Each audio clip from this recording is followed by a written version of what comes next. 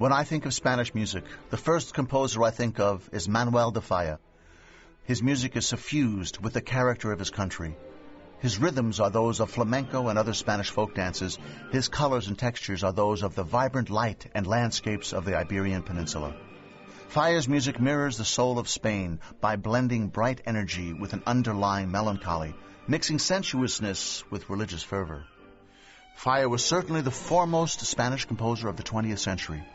He was not prolific, writing only a handful of major pieces, but those few compositions have survived the test of time, proving that Falla deserves to be ranked among the great composers of the early 20th century. Hello, this is Gerard Schwartz, and on this edition of Musically Speaking, we'll journey to Spain with short side trips to Paris and Argentina to meet the fascinating Manuel de Falla. We'll examine the sources of his work in Spanish folk music and his relation with the French modernist school centered around Debussy, Ravel, and Stravinsky. Not least, we'll take a detailed look at two of Falla's outstanding compositions, the impressionistic Nights in the Gardens of Spain and the brilliantly orchestrated ballet, The Three-Cornered Hat.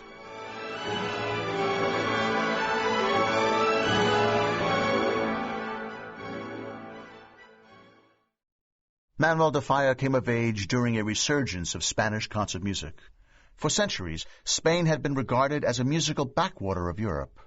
During the Renaissance, Spanish composers had made important contributions to music, but the subsequent decline of Spain's empire and wealth was matched by a tapering off of original composition.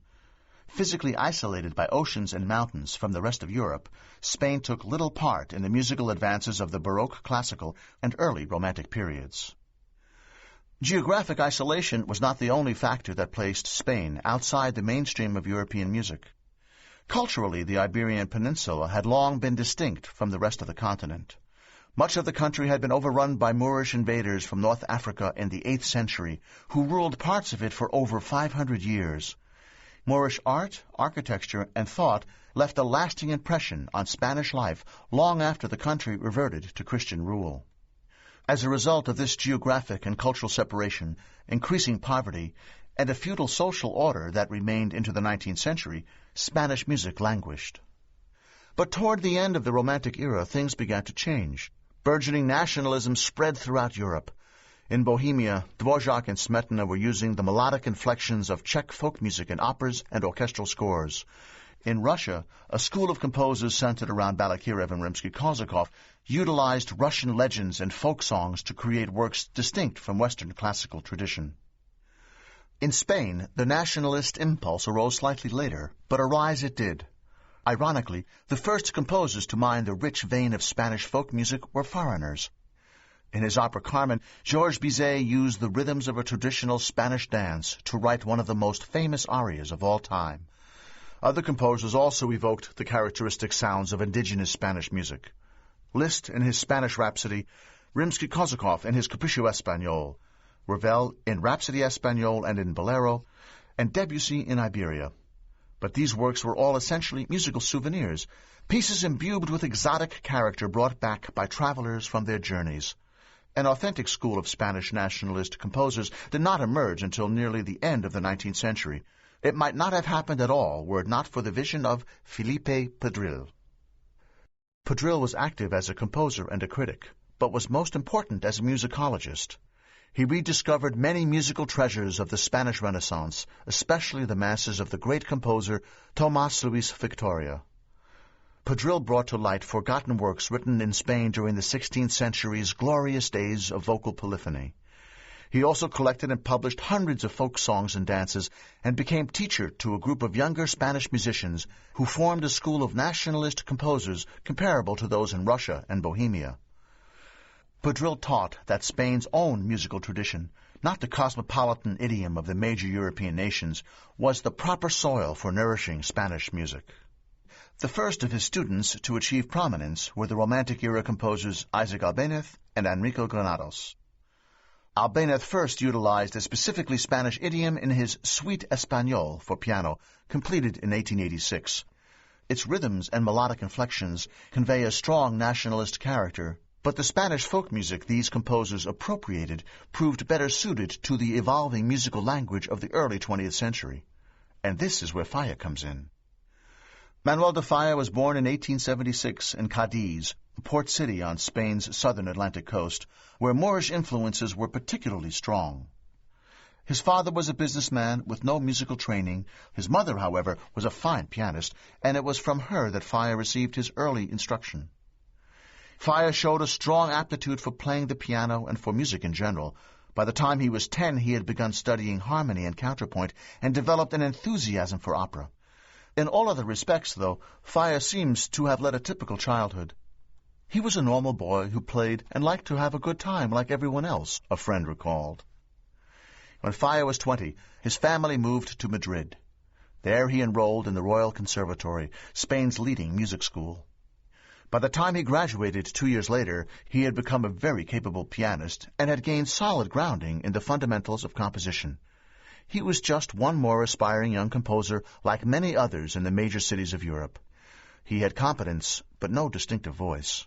As it happened, Falla found his voice and his true path through 2 encounters.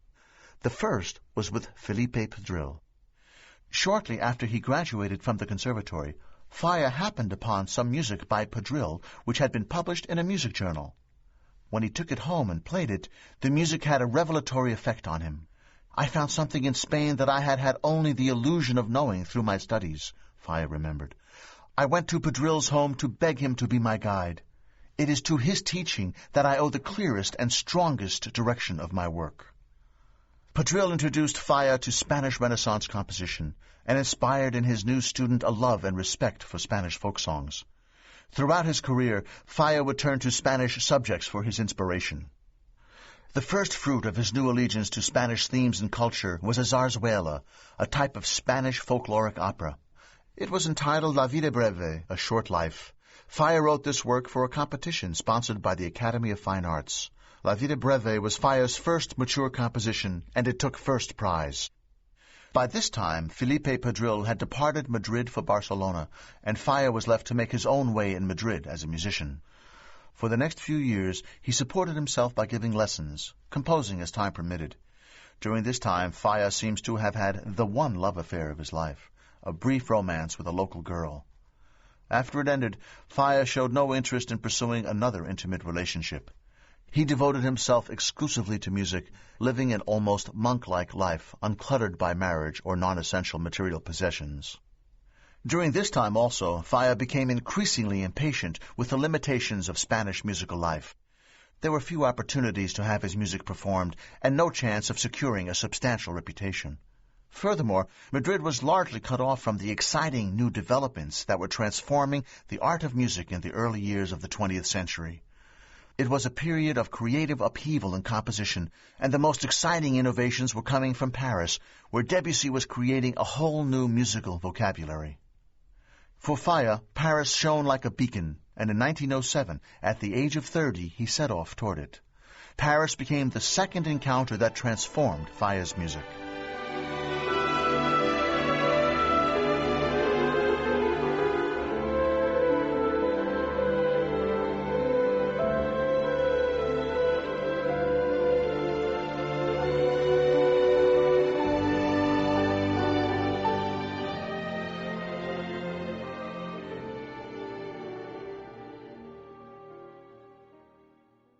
Falla found life in Paris both stimulating and difficult.